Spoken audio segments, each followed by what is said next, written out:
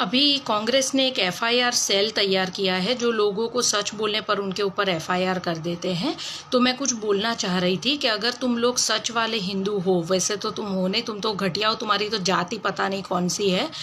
दादी भी निकम्मी जो अपने पति का सरनेम नहीं लगा पाई, बाप भगोड़ा जो युद्ध के टाइम पे भाग गया था, नाना निकम्मा जो हिंदुस्तान पाकिस्तान करके एक वोट के बेस पर प्रधानमंत्री बन गया। मतलब तुम लोगों को भीख पे जीने की आदत है। तो इतने सारे घोटाले करके खुद की माँ बेल पे घूम रही है, मुफ्त के बंगलों में रह रहे हो, तो भी बेशर्मों की तरह लोगों को सवाल पूछते हो। 1500 करोड़ देने वाले रतन टाटा ने जवाब नहीं मांगा, लेकिन चवन्नी भी नहीं देने वाली भिखारी जो लोगों के पैसों पर पल रही है, वो भूरी काकी मोदी से हिसाब मांग रही है। काहे का तू हिसाब मांग रही है? तू है कौन? तूने क्या किया गरीबों के लिए? आज जब 1947 में इंडिया आज़ाद हुआ था और 1948 में चीन आज़ाद हुआ था, तो आज चीन वर्ल्ड में 2nd नंबर पर है और इंडिया 138 नंबर पर है। 70 सालों में तुम लोगों ने देश को आगे लाने के लिए कुछ किया नहीं है। किस चीज़ का तो हिसाब मांग रही है?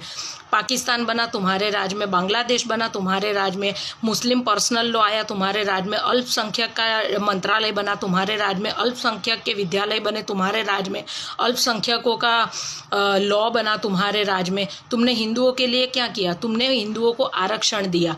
क्यों? क्योंकि हिंदू अंदर अंदर लड़ता रहे, मरता रहे और तुम लोग अपनी रोटियां सेकते रहो। जिन किसी को भी पता नहीं है, मैं उन लोगों को बता दूं कि Nehru actually Hindu common bill code bill लाना चाहता था, जिसके चलते सरदार वल्लभ भाई पटेल ने उनको बोला था कि अगर तुम ये बिल लाए हिंदुओं के लिए तो मैं कांग्रेस से इस्तीफा दे दूंगा। इसलिए उनके देहांत के बाद इस नेहरू निकम्मे ने हिंदू कोड बिल पास करवाया था और आज जो ये हिंदू भुगत रहा है ना, वो उस निकम्मे की वजह से भुगत रहा है।